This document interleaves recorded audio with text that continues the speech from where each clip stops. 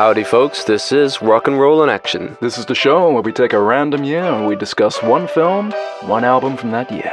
My name is Sean Wade, I'm a musician and I love films. Ain't that funny, because I'm JJ Ehringer, I'm a filmmaker who just loves music. Now that is crazy. Let's roll the thing.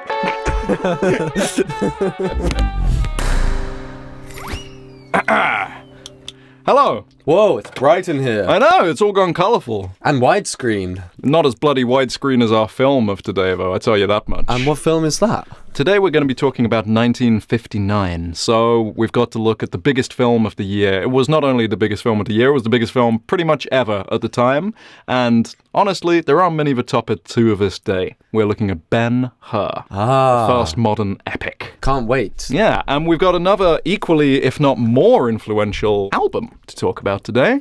What a year. What a bloody year. So what's the album then?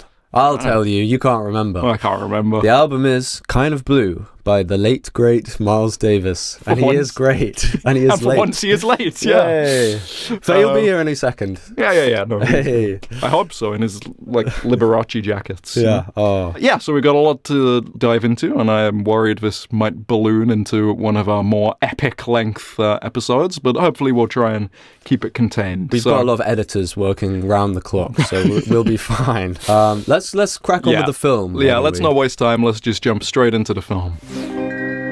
Also worth mentioning, as every week from now on, we're going to be choosing our next year at the end of this episode. So stick around, I guess. But Ben-Hur. Ben-Hur, I hardly knew her. What?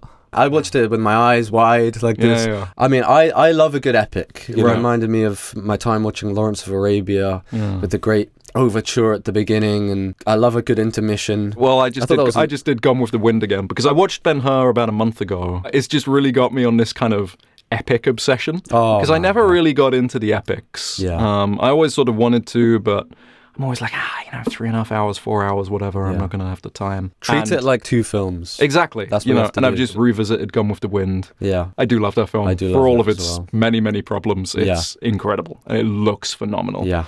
I did Cleopatra as well, which was not as good. Oh, I haven't seen that one. And I think that's where you really notice the difference with Ben-Hur. The attention to detail on everything. Because I was watching Cleopatra, and it's only a few years later. I think it's 63 and this is 59. And all of the outfits look kind of polyester-y, kind of cheap. There's some good stuff in there, but it kind of feels a bit 60s, if you know what I mean. Yeah. Whereas there is nothing about Ben-Hur that feels like it was made in any... it just feels like a window into Rome. And quite often in films from this era, I feel like you can, by just how they made films, you can feel the actors being a bit show busy. Yeah, and you can also sort of see the seams, you can see the construction of it. Whereas this never reveals its construction. Yeah. It just is...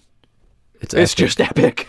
I mean, this film was made for $15 million, which at the time was the most they'd ever spent on a film. It's the equivalent of about 170 million now. So not that much, even. No, It's no Avatar. Yeah, and I don't think that you could make this film and make it look as good as that does now for 170 million. True. And they did remake it 10 years ago. No. Yeah, there's 2016 Ridley Ben-Hur. Scott or something.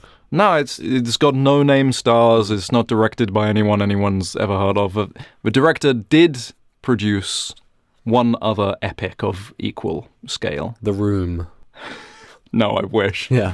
2025's War of the Worlds, starring Ice Cube. So basically The Room, the modern Room. Yes. Wow, okay. Quite damning. I know, yeah. Yeah. Whereas this is just full of stardom and quality. And William Wyler, who directed it. First of all, he was an assistant director on the 20s one. Yes. He was the youngest director at Universal back in 1925. He was, I think, only about 23. And he is also, I think, still the director most nominated for Best Director at the Oscars. He got 12 nominations for Best Director. He won 3 times. Of course, he directed Roman Holiday, Funny Girl, and, of course, everyone's favourite William Wyler film, The Gay Deception. Oh, yeah. Oh, God. But yeah, and he was absolutely the right man for the job because he was just absolutely obsessed with making it as authentic as possible, and it does absolutely show. Like, his attention to detail was unmatched. In fact, he claimed that it was because he was Jewish. He said it took a Jew to make a really good film about Christ. But he was paid handsomely as well. You know, as I said, this was the most expensive film ever made at the time, and he was the best paid director ever at the time. It was the first time a director had been given $1 million for a movie. And he so wanted that Oscar. Earned it, I reckon. I think so. I think it's definitely one of the best Jesus Christ biopics I've seen. You never see his face. Yeah. And in the one shot where you would see his face, there's just a big black smudge on the screen to cover it up. When's that? Did you not have that in your version? Someone's fingerprint. Yeah, the version I watched, at least, I'm pretty sure it's in all versions. Yeah. There's one shot where he's being tried in front of the Roman jury. It's mostly shot from behind in wide shot, and there's one shot where you do see the sort of crowd behind him and he's front on. He's very small in the frame, but there's just a black smudge over his face so that you don't see it. I didn't notice. We haven't mentioned the plot at all. Why bother? So this is based on a book by General Lew Wallace called Ben-Hur, A Tale of the Christ, which was then adapted into a stage play, which was, I think, the most successful stage play ever at the time. It made $10 million in late 1800s, early 1900s money, which is just insanity. Like, and it was a hell of an undertaking. I mean, this thing was crazy. They had real horses on stage. Like, it just kept growing the more that they were doing it. And they had 6 chariots on stage at once, all horse-drawn. What? And running on treadmills that were running on, like, you know, ye olde motors and stuff like that. And of course, a motor in 1895 or whatever isn't that reliable, and sometimes they'd break. There was one time apparently that Messala, the villain of the piece, he actually won the race, but they, you know, it's illegal to change the text in a play, so they were just like, well done, Ben-Hur. You know? They just had to just carry on like it didn't happen. And it's illegal to change the text of a play. You can't improvise. Really? No. Yeah. It's copyright or something. Which actually, speaking of copyright, because it was so successll, the play, it then got adapted into a film about 2 years after General Wallace died. It was first adapted in 1907 as a 15-minute short film, but it was made without permission from his estate. And so then they took that to trial, and that is why modern copyright law exists, is because of Ben-Hur and like, is this court case. So then it was adapted properly in 1925. That's a long one as well, isn't it? 2.5 hours. Was that the biggest budget film ever made at the time as well? Yeah, that was $4 million, which is the equivalent of $75 million now. So not much. They didn't have to pay Robert Downey Jr. millions of dollars back then, did they? Yeah. Have you seen the 20s one? No. Have you seen the chariot race from it? No. It's incredible. Is it? It's absolutely phenomenal. I mean, I've not seen the whole film. I wanted to watch the chariot race. Yeah, of course. Looks amazing. Yeah. Absolutely believe that there was a real stadium there that size. It's done with miniatures close to the camera, and then they've got little dolls on rods that they move like that to create a moving crowd. And it's so fast. Like, it's edited so modern. Oh, really? And it's 100 years old, 101 years old now. And it just feels so exciting. And the version I was watching had no music till, like, it was completely silent. And it was still getting the heart pulsing. It was amazing. It was really, really cool. Silent films are slept on, you know. I feel like you are far more learned films. in the ways of silent cinema than I am. Yeah. That film completely saved MGM, who were about to go under, and it was a fairly new studio, obviously, at the time. Yeah. But it was so successful that it just raked it in. Yeah. And when they were then struggling again in the late 50s, they said, what saved us before? Ben-Hur. Yeah. And again, they made the most expensive film ever made. Yeah. And again, it was enormously successful. And they shouldn't have remade it. The original was the best. We all know this. The original play was the best version. Everything about this has always been successful up until the 2016 remake. Yeah. Which just no one even knows exists. For a good reason.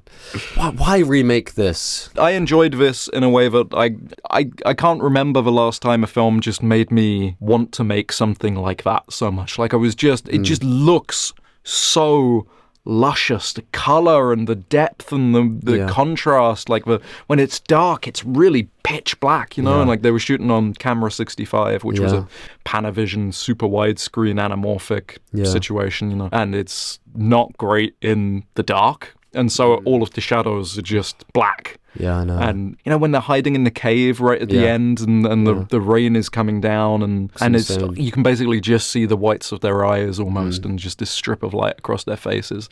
And it's just so dramatic. It's heightened and it's exaggerated, but it feels so tangible and like you can just reach out and touch this world.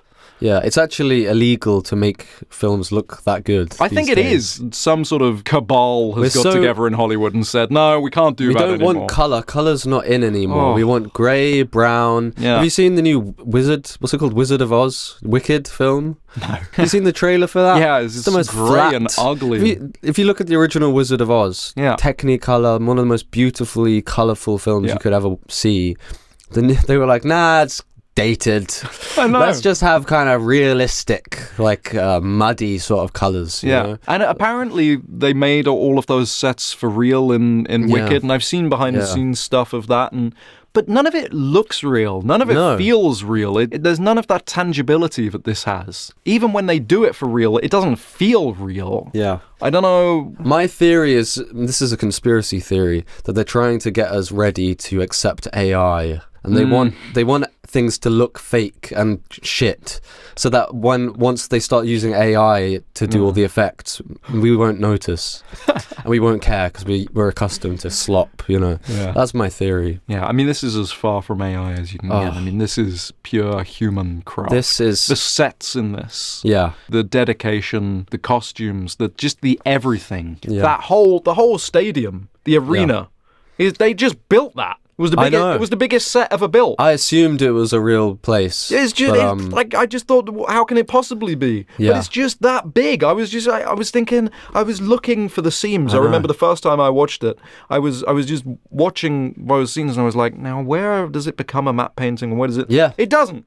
It's just real. I read about the matte paintings, but I didn't see them. There is a matte painting in the widest shot of the arena, but none of it is the arena. It's just, you can see modern Rome in the background, so they just paint in mountains in the background. Yes, right. It's incredible. Yeah. It is truly, truly phenomenal what they did, and it was all built with real stone as well, because the horses had to actually be able to run around, and if one of them had gone off the side or something like that, then if it was wood, then it would have fallen apart.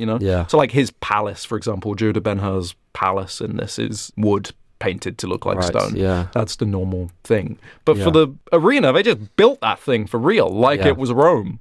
Yeah. Earlier in the film, they're in Rome. I think it's like the governor's house or whatever. And you can see in the background, it's a matte painting of Rome in the mountains, but it's also a model in front of it. Yeah. It looks so good. Yeah. It's like a 3D effect. Yeah. It's just, And it's just beautiful constantly. Let's very, very briefly do the plot. I mean, let's do the plot. It's a simple plot, given the fact that it's nearly 4 hours long. It's a bit like Gladiator, Yeah, kind of. I think maybe not as much as I expected it to be. I was sort of thinking more of a Spartacus thing. Yeah. So it's Judah Ben-Hur, who's played by Charlton Heston, who is a brilliant movie star. Yeah. For all of his... And sexy as well. I got the vibe he was homophobic. Yeah, loved guns. Yeah. Big NRA supporter. So Stephen Boyd plays Messala and Charlton Heston plays Judah Ben-Hur. Yeah. And right at the start, they were old friends as children living in Judea. And then Messala had to go to Rome to train up to become a general. And they finally meet again here at the start. And one of the writers, what's his name? Gore Vidal? Is that his name? Gore Vidal, yeah. He was saying there's a kind of homoerotic subtext to the scene where they meet. He actually said that. Yeah. And he was like, don't tell Charlton because you'll freak out, Gore Vidal rewrote the scene that Carl Thunberg, who's given sole writing credit on this, even though most of his dialogue was rewritten by Christopher Fry and Gore Vidal. He said, well, what if we just write it like it's a love scene and that these are ex-lovers rediscovering each other. And it feels like that. I rewatched that scene. It absolutely feels like there's a sort of push and pull. I'm quite surprised that Charlton Heston didn't know about it because they play it like you don't think about things that way back in those days, I think.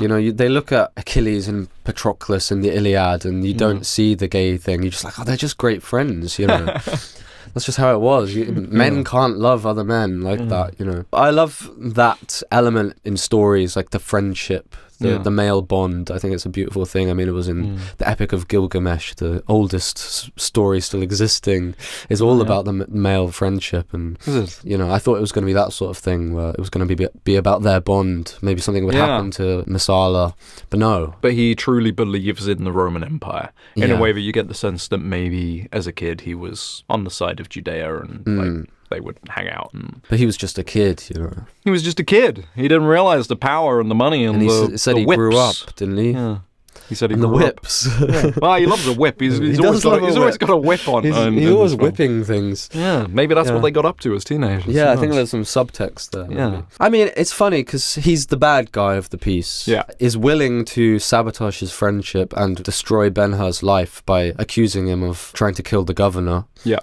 Even though he knows that's clearly not true. He realizes it's not true, but it doesn't matter. He goes. And what is ridiculous is they were friends. Yeah. But he punishes Judah Ben-Hur's mother and sister as well. Yeah. And he keeps them locked up for years. That for no reason. It seems spiteful, doesn't it? It's just like, I mean, like, it was you unnecessary. are mates. I mean, you know, like, especially at that point. Like, because as the film progresses, they keep butting heads and there's more and more anger and bitterness between them. But at that point, it was like, leave him alone. What are you doing? It comes out of nowhere, to be honest. They're reuniting like old friends. They're walking around the palace. And then suddenly Ben-Hur's like, I won't help you. If you're going to hurt my people, I won't help you. And he's like, well, now we're enemies then. You know, it's very sudden. Then they're just enemies for the rest of it, basically. Yes. In that scene where he says, well, if you're not with me, then you're my enemy. I mean, there is so many Star Wars. Oh, I noticed like, Star Wars has lifted so much from this. The prequels especially. Yes. I mean, the racing, the chariot race is famous for the pod race stealing that. I didn't realise that until I watched it. I thought, of course. Yeah. You know. Which, honestly, I didn't feel as much as the dialogue scenes between Messala and Ben-Hur, because that is absolutely just the dynamic between Obi-Wan and Anakin. Yeah, I suppose. And you know, there are literal lifted dialogue moments. Yes. Where in Revenge of the Sith, they say that when he says, if you're not with me, then you're my enemy, that's a political reference. That's a timely reference to, I can't remember who said that. Was it George Bush? And that was a reference to that. But it's also just a line in Ben-Hur, and given that the whole rest of the scene is the same as that, kind of feels like maybe it's a reference to Ben-Hur. I don't know, you know? You can tell George Lucas loved this film. Yeah. And the palaces look exactly like Naboo, and like is so... I don't know, just the way the military was portrayed felt very much like the stormtroopers in the boat scene, the galley. That naval battle, I've never heard anyone talk about. I didn't expect that. Like, people always talk about the chariot race. I think that the ship stuff is the most impressive part, really. It looks incredible. They actually ripped it off in Doctor Who, in William Hartnell episode, where one of the companions is stuck on a galley and he's having to row to the drums and everything. Amazing. And then he like overpowers the guy and steals the key. It's like, completely stolen. And I didn't realise, because I hadn't seen this film. Wow. Yeah, that sequence is so good. The amount of extras just all piled into the shot is insane. There are tens of thousands of extras in this film. Yeah. Do you know about how they got so many extras? I heard that they got wealthy people who just wanted to be in the film to just come over. For one of the party scenes at Messala's place, it is just the Roman elite of the time. Yeah. That they actually, because they shot this in Rome. Like, it was a big deal that they were filming this film there, and they would know how to act at a cocktail party sort of thing. But they also filled out a lot of the crowd scenes by bringing in low-risk prison inmates. Oh, really? Yeah. Oh my God, that's a bit dodgy. They just dressed them up. Yeah. And they had prison guards there. I think they dressed the prison guards up as centurions. Oh, so that you couldn't tell that they were just being guarded. Just in a load of those crowd scenes, it's just a load of prison inmates. And they didn't tell anyone on set, and then they just sort of quietly took them back to prison every night. Oh my God. I mean, even when you're making the most expensive film of all time, you got to save money some places, right? Exactly. But yeah, to briefly return somewhat to the plot, Ben-Hur is accused of trying to kill the governor, and so then he's imprisoned and enslaved by Messala, his old friend. And we catch up 4 years later when he's on a slave ship. But first of all, Messala admits to him that he's only doing it because he thinks it'll boost his reputation, that he's betrayed his friend. That's his reasoning for doing it, which is fine. He wants to be this big, great figure more than anything else. There's no real other explanation for why he's acting this way. The reason that they claim that it's the first modern epic is because it's the first one that's character-driven rather than events-driven. Yeah. And I do feel that conflict between them. I was expecting it to be more like he would just be a stock villain, you know. Something's happened, made him evil. Right, I see. And that's what it's going to be. But I felt like he doesn't see himself that way. No, he just sees himself as, well, I've got to do these things. If you help me, Judah, then that's great. Yeah. But Judah doesn't want to help him. Yeah, he probably at the start considers it a form of self-sacrifice. Yeah. That he's like, well, I'll give up my friend for the people to respect me so that I can control them and look after them better, sort of thing. Yeah. When in actual fact, he is fucked up. I mean, he just loves whipping things. He does. He loves whipping stuff. Sign of a bad guy. I mean, who doesn't? I don't know. Who doesn't? Who does? Our audience are all big whipping fans. Yeah, sorry guys. You're not evil. I'm just saying.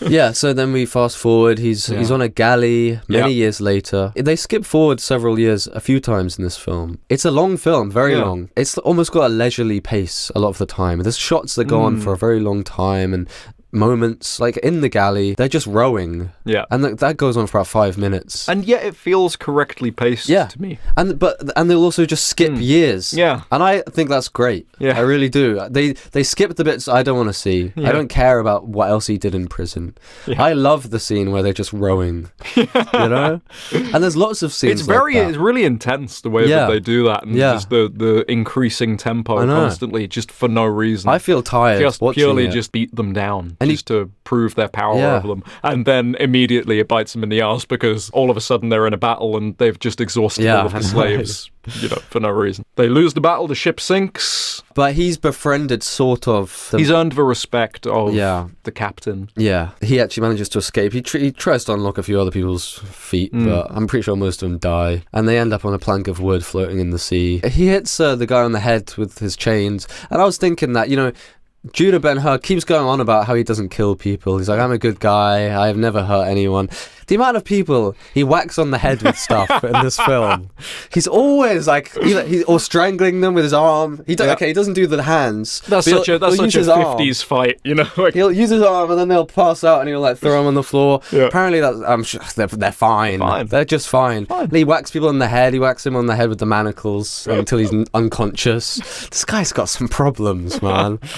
Well, clearly that dude didn't care because he then adopts him. I know. He just adopts a full-grown man. He's like, you can be my son now. Thank you for being good at racing. I mean, there's for saving me. There's one line where he says like, "Oh, it's a replacement for my dead son." Yeah. Okay, fine. Right. Adopt I'll be your Pinocchio. Adopt the 40-year-old man. Yeah, fine. This guy's lucky, He is. Yeah, there's a lot of luck, but that's because God has his back. Exactly. And throughout the whole film, there's this kind of just background side story going on, which is the main tale of the Christ. Yeah. And it's sort of, you see these little glimpses of him. And I just think it would be hilarious if you watched this having no idea about the story of Jesus and not having read the Bible or anything like that. And you'd just be like, sorry, who's this guy? There's all of a sudden the last hour is about this dude that's sort of vaguely been mentioned a few times offhandedly, and is like, he just cured them with a rain or something. Yeah. I love that concept of doing that. I think it's done really well, but it does rely on obviously everyone does know the story, so it's fine. Yeah. But it's interesting how in the background all of that stuff is. I think it's a really interesting literary way of doing it. A much more clever way of telling the story of Jesus than just telling the story. But they did sort of downplay more than the book and the 20s film, apparently, the religious aspect, because opinions were starting to change around that time, and they thought that people would be put off by it being too preachy. Okay. That's why it focuses much more on just the idea of the brotherhood of man aspect of Christianity sort of thing. There's a bit at the start where the general says, oh, there's this fella John who drowns babies in the lake, and there's this carpenter's son who teaches that divinity is in all men. It's actually quite profound. Yeah. Then Messala's like, there's divinity in only one man, the emperor. You've spent too bloody long over here. Get back to Rome. Yeah. And that's kind of the only mention of divinity and God in that sort of... Suppose, You know, it's much more than just about, well, he teaches peace. It feels more historical, you know? It just feels like they're swept up in the time period. Yeah. And this is just happening at the same time. Yeah. It doesn't feel preachy. Yeah. Although I was shouting at the screen when he turned down going to the Sermon on the Mount. I was like, that's turning down Woodstock. Yeah, I know. What are you doing? See all these people. If I saw all those people, like hundreds of people climbing up the mountain to have a look at this be like, guy, well, all right, I'll see what's going on. You know? Of course, yeah. Yeah. But he had a mission. He did. He had to go somewhere. Yeah, I think he went to go visit his mum or something. Yeah, I don't remember. I can't remember. But, Not important. Yeah, so he's been adopted. So he goes back to Judea. He's now good at racing horses and the chariot races, and then he enters a big chariot race. He beats Messala, and Well, he meets this very dark-skinned Welshman. my God, yeah, of course, it is a product of its time. He won the Oscar for Best Supporting. They always seem to go for that sort of thing in the Oscars, don't they? What can you say? I mean, at least he's a sympathetic character. We're supposed to like him. There's a bit where there's a Roman who says something sort of racist towards him, like you feel a bit like, oh, that's not nice. So Don't say that to this lovely Welshman. I know. He's one of the good guys, at least. Well, yeah, I mean, but they still had to cast a white guy because he was a good guy. Also, I don't know, it feels a bit dodgy. But they have one Israeli in this film. Yes. And it's his love interest. And she's terrible.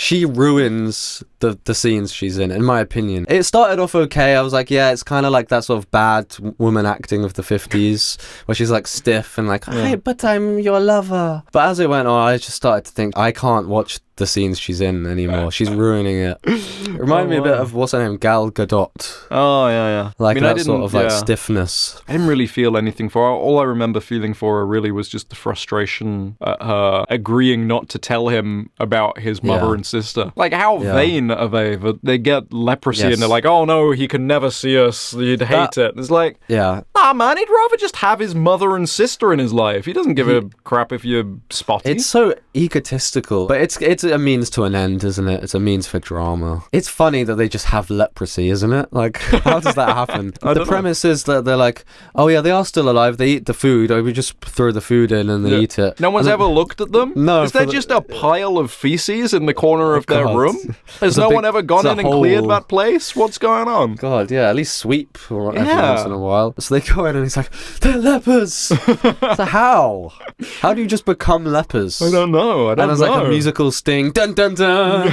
And then they do it again. There's another musical sting when the second guy goes in to check and he's like, yeah, they are lepers! Dun dun dun! Imagine if the second guy had gone and he'd been like, no, they're not. Oh, okay. I know, yeah. It is great music. I mean, the music we should just mention is Miklos Rocha. What else had he done? He'd never done any epics before. He'd done Double Indemnity. I think he did a few like noir Hitchcock. ones. I love Double Indemnity. It's not Hitchcock. Sort Billy Wilder. Yeah, same thing. I think he did a few Billy Wilder picks because he also did Private Life of Sherlock Holmes in the 70s, which is a fun one. But he did straight after this King of Kings and then El Cid. But those were his only proper epics that he did. But it is so epic. I mean, the music adds so much to this. It feels grand and massive. You can't have an epic without a good score, you know? And this is a good score. It's the same with Lawrence of Arabia. It wouldn't be half the film if it didn't have the memorable music, you know? That's half of it, in my opinion. And again, you can hear the Star Wars influence as well. Yeah. When it's the Roman legions and it is very close to the Imperial March sort of thing. Yeah. It's good. And it's also the longest score that had ever been made. Really? At that time, I believe. Cool. Yes. Because he was a cool guy, Miklos Rocha. He was like a child prodigy, played the violin at 5. He could read music before he could read words and stuff like that. I think he got his doctorate when he was 23. Wow. He was just one of these guys that lived and breathed music. Yeah, right. I always think it's cool when someone like that dedicates their lives to film music because it can feel like a sort of lower form of the art. I feel like you should go into classical, take it seriously, darling. Yeah. You know? But where's the money? Exactly. You know what I mean? Did people make films for the love of it in the 50s, or did they just do it because it was a This feels moneymaker? like a film that's made for the love of it. Do you think? Yeah, I think The so. biggest Well, budget of any I film don't know. ever I mean, made. saying that, It's got to be made to make money Yeah. back. You can't do a passion project like this.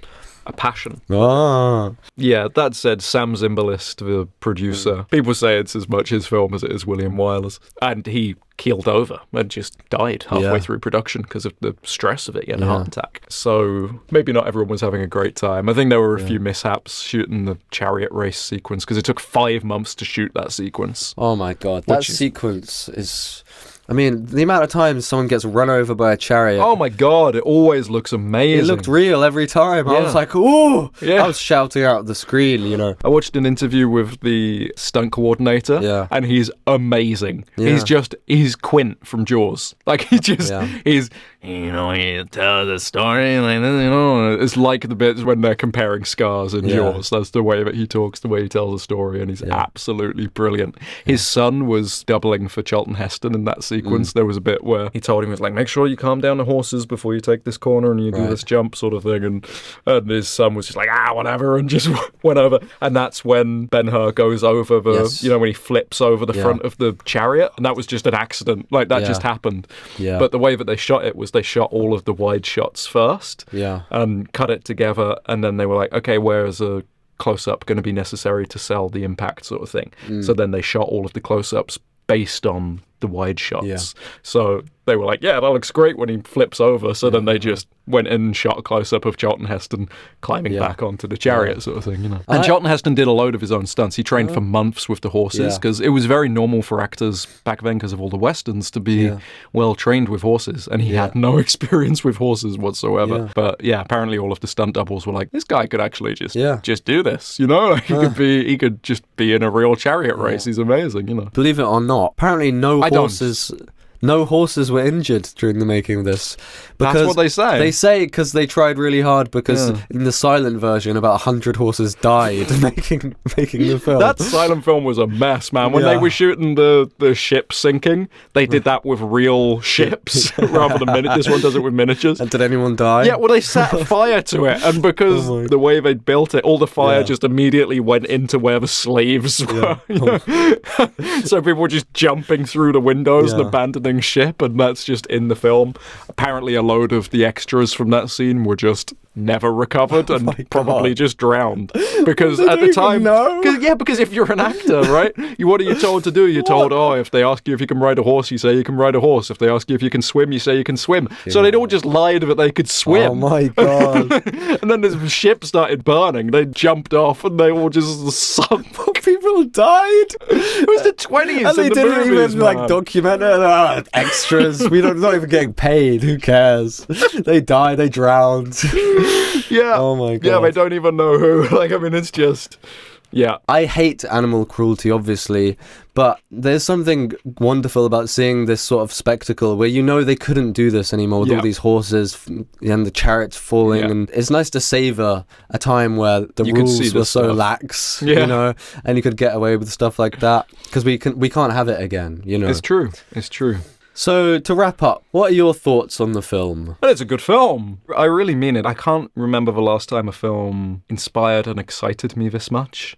Like, it has changed the whole way I want to look at films currently. Like, I just want to watch films like Ben-Hur. Yeah, but there basically are no films like Ben-Hur because it's the best of the bunch. Yeah. Certain films act as keys that unlock a genre for you, you know, and, you know, like I'd always enjoyed French New Wave stuff to a degree, but I struggled a little with Godard, and then I watched Une femme est une femme, and I was like, oh, I think I get it now. Yeah. And that made me want to go back and rewatch loads of the French New Wave stuff that I felt like I hadn't got before. And this feels the same. Like, Ben-Hur is the key to the epic. And I want to go back. I want to rewatch the ones that I had seen. Yeah. And I want to watch all the ones that I haven't. And I'm just so excited by this grand sort of filmmaking, because I think scale is so easy to do now with big CGI vistas and all the sort of like nowhere places that superhero films have their big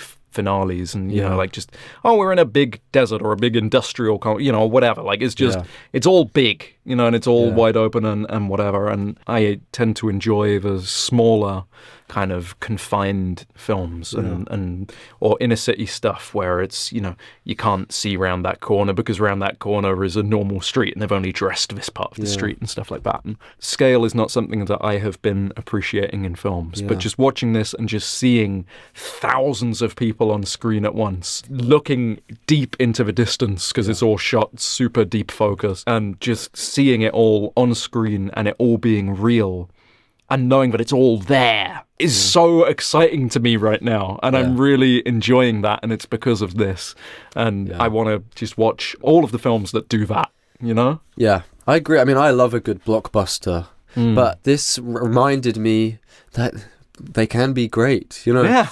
And I mean, it reminds me of like James Cameron's work. Yeah. I mean, he never did something like this, but it's something about But I'd love to see him do something like this. Yeah, because you can't do this many times. There can't be that many films that have this budget, that have this amount of things, sets, people. There's just something that's truly special about films like this. Yeah. And this was back in the day when the biggest budgeted film ever could also be one of the best films ever, I don't think it's like that anymore. Yeah. Big budget just means, I don't know, what it should still mean a sign of quality, shouldn't it? Yeah. Why doesn't it? It should mean attention to detail, it should mean care, it should mean artisanal focus and a director's hand. This is a very directed film, and William Wyler really made this, crafted it, and brought together the right people to make it work. Whereas now I think with that kind of money at stake, it becomes a production company's film. This is the era of the studio, right? But I think it's the era of the studio hiring the right people for the job to do it properly. Whereas now everyone feels like they know what's right, and it's all, well, we're going to show it to this test audience, we're going to change it, and we're going to, and everything is so changeable now as well. You can go back in, you can reshoot, you can tweak and post. It's not even about this, you just have to get it right. They're not trying to tell the right story. They're just trying to get people in seats these days. And also they're so afraid of taking risks, because if they're going to put this much money into it, they have to get it completely safe. They don't get it wrong. They're so afraid of making the wrong decisions. You need to take risks. Yeah, but now there's so much data that you can look at to perfectly craft exactly what is the most. Whereas back then the strategy was, let's just make the best film that we possibly can, and then people will come and see it. They're like, the silent one was successful. That's all, let's just do that. Rare example of a remake being better, probably. Yeah, and the new remake is even better as well. Yeah, I would give it, what would I give it, a 9 out of 10? I would too. Something I think like for me this is the best film that we've looked at on the podcast so far. I really loved Magnolia when I rewatched it. Really enjoyed it. But for me that was just a great film, whereas this feels to me like a real moment, a cultural landmark. It's changed my outlook on cinema in a way that's so exciting. Honestly, I come out of it just like, oh, man, there's something magical has just happened, I can't explain it any other way. But anyway, this film, fantastic. Starts, of course, with the birth of Christ. But we've done that, so let's talk about the birth of cool. Okay, so Kind of Blue. All right, I considered a few different albums for this year. We didn't mention up top that you chose Ben-Hur and I chose Kind of Blue. Yeah. You said, I'd love it if we did Ben-Hur. Yeah, and you said, I mean, if we're going to do jazz anytime, then it is the year of Kind of Blue. So we kind of influenced each other, I suppose. But still. Because I was leaning towards Chuck Berry is on Top, which is a great album. And if we ever come back to this year, then we'll probably do that. Or Go Bo Diddley. Yeah, although, I mean, it's kind of frustrating that my two favourite jazz albums, I'm not a jazz aficionado, and to pretend otherwise would be churlish. Me too. But the two that I really love are the obvious ones, are Minka Saham and Kind of Blue, both of which are 1959. Yeah, so we might do jazz again, but I thought this was a good time to sort of touch on our feelings on jazz as a whole. And I think Kind of Blue is quite a unique album in the sense that there are very few albums, especially in a niche like jazz, where the most accessible and most celebrated album is also the one that is the most critically acclaimed and lauded and loved by true fans of the genre. I feel like Kind of Blue is one of the only examples of that, where it is absolutely, if you've never listened to jazz before, something you can listen to and just enjoy like a pop album almost. Like it's super hooky, super memorable, doesn't have any of that kind of bebop overlapping sort of strangeness. I'd say classical's kind of like that. I mean, you could argue like Beethoven's Fifth is one of the most accessible classical pieces, and it's the most beloved, you know. Yeah. Everyone says, oh, if you want to get into jazz, listen to Kind of Blue, you'll get it. That didn't really happen for me. Really? Though All Blues, which is a song on the album, was one of the first jazz songs I actually listened to, because we actually studied it at school, GCSE music. So that was of all of the ones on the album, you looked at All Blues. It's the longest one as well, I think. By far the longest. Yeah. But it also kind of does the least. It's quite easy to learn about and understand. You know, it's like, I just remember the time signature 6/8. That's something you can pick up on, and the melody and stuff like that is all quite simple. So it's easy to understand. I did like it at school. I enjoyed it, but as an album, I didn't really get into it at first. You know, I think listening to one song's one thing, and saying I like this genre, I'd listen to this all the time, is different. Yeah, of course. Honestly, Charlie Mingus appealed to me more when I was a teenager. Yeah. People say there's people who enjoy rock more can get into Mingus more. I don't exactly know why that is. I think he's a bit more poppy, a bit more bluesy, a bit more energetic, maybe. There's a lot of energy. Yeah. Pork by Hat is just brilliant, though. Yeah, I love it. Yeah. I've got that as my wake-up alarm on some days. But no, I do think the Kind of Blue, for me anyway, was a great entry point, because it's the sort of album that can work both as just a mood setter in a room, and also something that really rewards that kind of surgical listening. The other day, for example, we had some people around and I put on a couple of Dizzy Gillespie albums, and there were a few points in that where I was sort of like, should I turn this down? Or, I was sort of very aware of it, and a sort of like, maybe, it's a little intense. It demands you listen to it. And Kind of Blue is definitely an album that rewards you paying attention to it, but which you can also have there, and it just feels, I don't know if it's because films have emulated it so much, so it's got a sort of cinematic quality to it, the whole album. It sort of feels almost like something you're used to hearing in the background of the action, but it has a softness to it, I suppose. Yeah, I think it works really well as a soundtrack. I can imagine, I haven't done this, but I can imagine like getting on a train or just going around London listening to this would feel really good. I listened to Roundabout Midnight walking the streets of LA.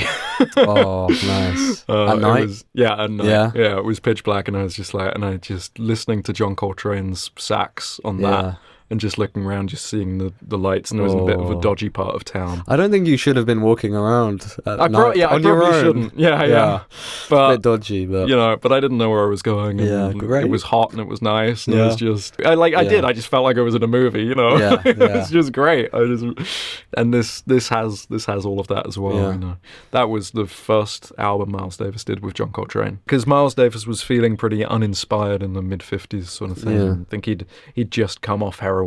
He came off heroin cold turkey, which is just not a thing that people do. Yeah. He was on it for about 5 years, from the late 40s to the early 50s. And he was always taking something or other. At least he got off that. When he did, he was actually considering going into teaching, I think.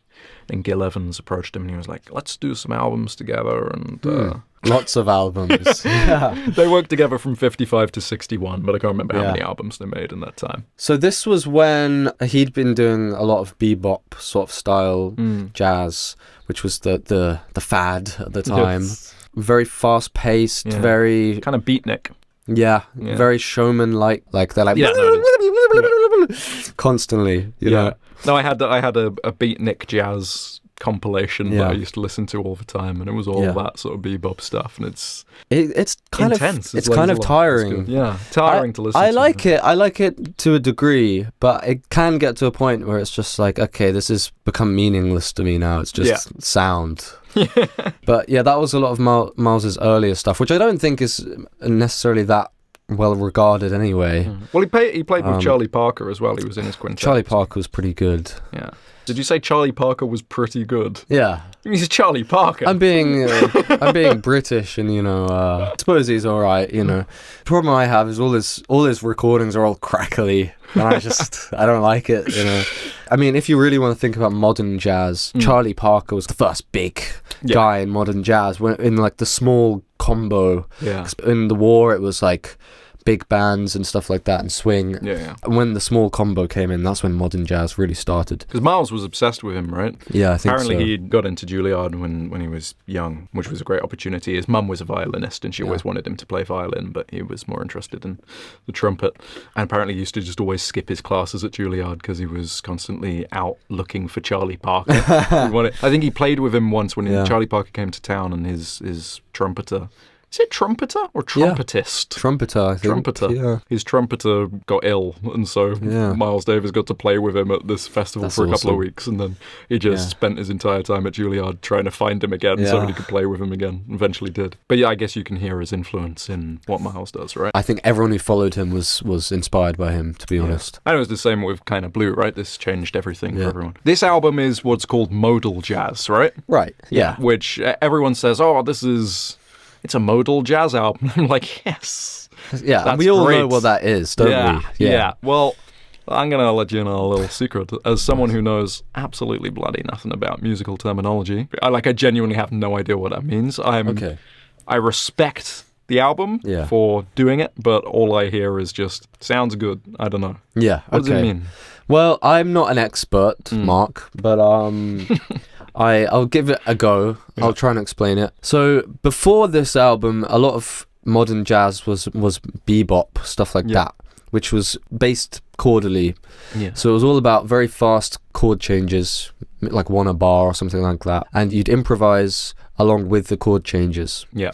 Then this book came out in 1953, which I can't remember what it's called, like Lydian Modes of Composition or something by some guy. Miles Davis picked up this book, and it's a treatise on a new way of improvising, basically, in modes. And modes are, if you imagine a piano keyboard, there's white notes and black notes. So the white notes, if you play from C to C, is a major scale. If you do the same D to D, it's not a major scale.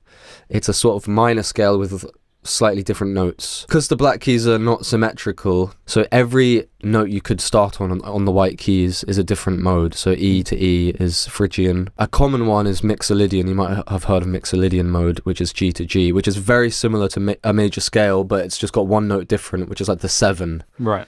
So if you ever hear a song with a 7 in the main chord, E7, that's probably Mixolydian. Right. Because a major scale would not have that 7, it would be a major 7. I'd have to play it on piano to explain. But modal jazz... Actually, there is a keyboard there.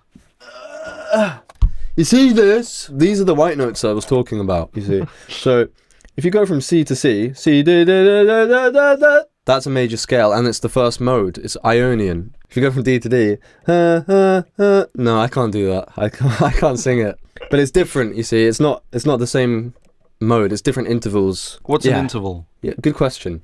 So you see, C to D here is a whole tone, which is a confusing thing to say. It's 2 steps. Yeah. Because you go 1, you miss out the black note. 1, 2.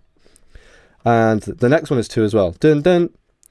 The next one, there's no black note in the middle, so it's only going up 1. That's the difference. So that's an interval of 1 rather than 2. And in scales, most scales, you either go up 2 or 1. You don't go up 3 or 4. Yeah. So it's only really which intervals are 1 or 2. Yeah. That's the difference. And that makes or breaks any mode or scale, basically. So modal jazz is basically just, instead of going with the chords, is kind of sticking to a mode rather than changing chords and playing around in that. I think it gives them a lot more freedom, really. Yeah. And you can hear that in the album. It's a lot less frantic than some previous jazz was, like bebop. Yeah. And it's a lot more, there's a lot of pauses and silence, and it's just allowing things to sit in the space. Simplicity really feels like the key to this album, I think. Just as much about the gaps between the notes as it is about the notes themselves, it feels. Yes, and I think if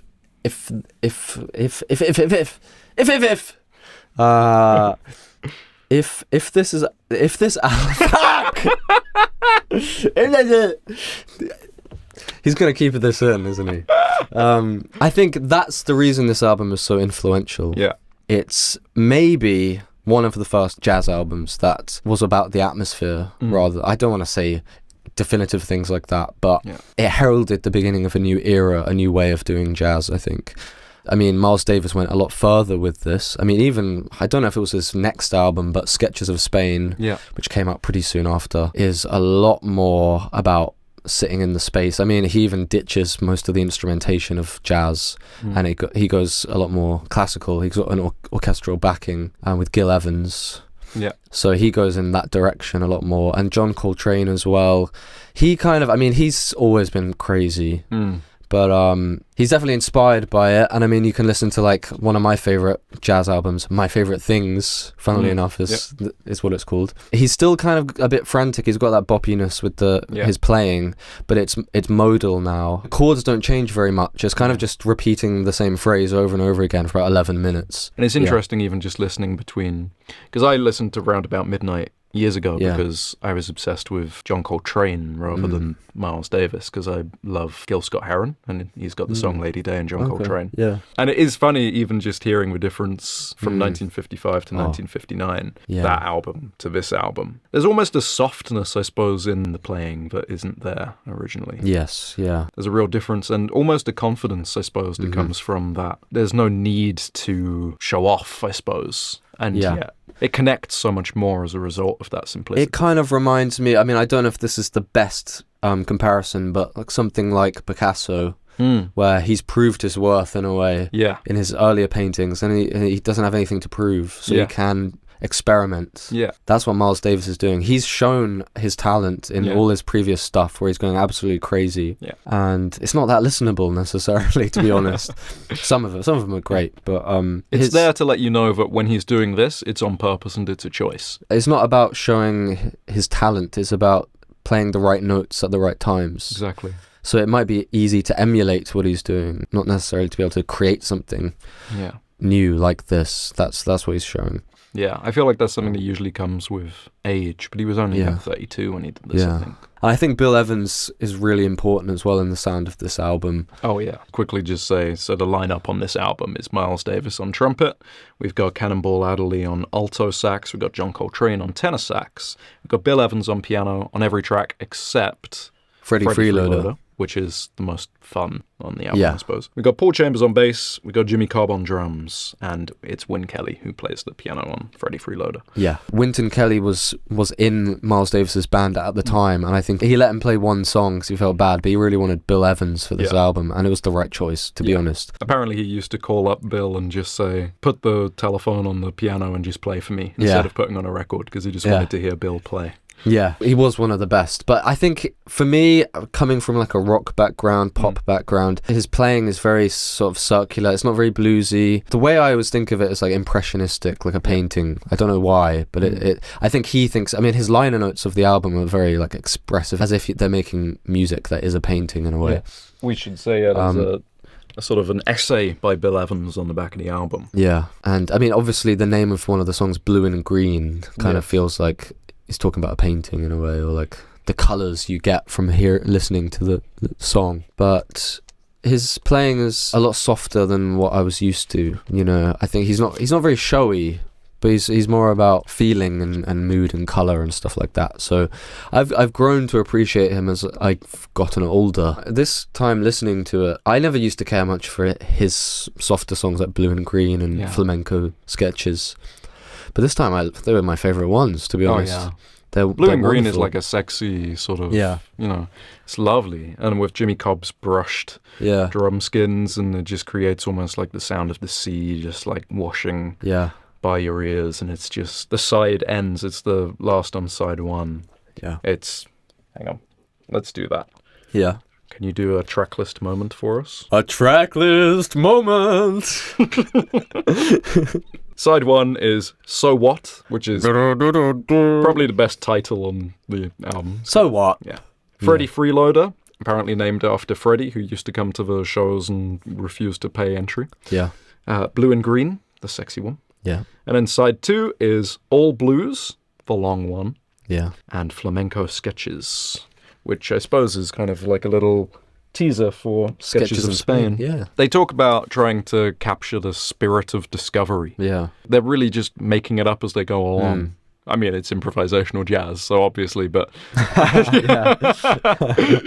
but I mean that is weird, right? I mean, like it hasn't. We talked last week about Black Country New Road and how they would figure out these songs live, and then they'd go into the studio and play them. Right. Yeah. And it would evolve live, but once they got to the studio, it was just the version that they'd figured out. Whereas this is literally just, we've got an idea, let's just make it up, right? I think Miles Davis wrote some of these songs, Bill Evans wrote some of them. But when you talk about writing with something that's improvisational, what does that mean? It's kind of complicated with this album. With earlier albums, it was really... jazz music can often be split into like... It starts with the head, which is like the melody, the chorus, and then it usually goes into several solos, and they'll take turns, and then it'll probably end with the head again, pretty much exactly the same as it was. Yeah, that's how it always was. This album, it kind of does that. I mean, it often starts with the head, the melody, and then goes into solos. But it's a bit different because it isn't chordal, and it's kind of complicated. I mean, the first song does just play with, like, they're just improvising over these modes, basically. And it just changes from D Dorian to E flat Dorian, which kind of sounds weird, and then goes back to D. And then some of the songs are blues. Freddie Freeloader is basically a 12-bar blues. All blues is 12-bar. Yeah. And the other two, I don't really know. They're kind of confusing. I think they are just playing in modes, and I think they're changing the modes as they go along, but it's kind of complicated. It's so out of my wheelhouse. Yeah.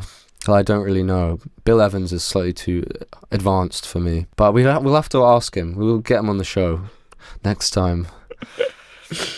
But I suppose... it's the legacy of this album that says more than we can ever say. Yeah. 1959, it went 5 times platinum in 2019, so 60 years later. Yeah. I mean, everyone has it. Everyone has a copy of this album. I've got one. I mean, my dad bought me a copy. He didn't know anything about it. He just looked up, like, good albums to buy my son. Really? And he thought, oh, this looks good, and he bought it. I was like, yeah, that's a great choice. Oh, that's cool. I like that. He must have heard of Miles Davis, but he doesn't know anything about jazz, yeah, everyone's got it. And everyone should have it. If you don't have it, get it. And I will say, even if you don't like jazz, I really think anyone could probably enjoy this. Yeah, just as background listening. No, in the car. But again, exactly what I said about Ben-Hur. Like, this is a great pairing actually, because what I said about Ben-Hur being a key to unlocking the epic, this is a key to unlocking jazz, I think. I don't agree, though. No, you don't? I didn't really feel like it did that for me. Yeah. I feel like it's too calm. I had to find, like, kind of crazy jazz. I liked something like John Coltrane's A Love Supreme. Yeah. And Mingus, Black Saint, Sinner Lady. I think stuff like that, for someone who likes more rock stuff, then they might find that sort of thing easier to get into, personally. It's interesting. There's a whole new way of looking at music. I think you have to unlock if you are used to other things. Getting into kind of blue, to me, is like you have to be prepared to, like, treat it differently. Yeah, it's not just background music, No, it's like, but it's like calming, which is a whole different thing. But yeah, at risk of starting to ramble on about things that we don't understand well enough to justify, I say we wrap things up.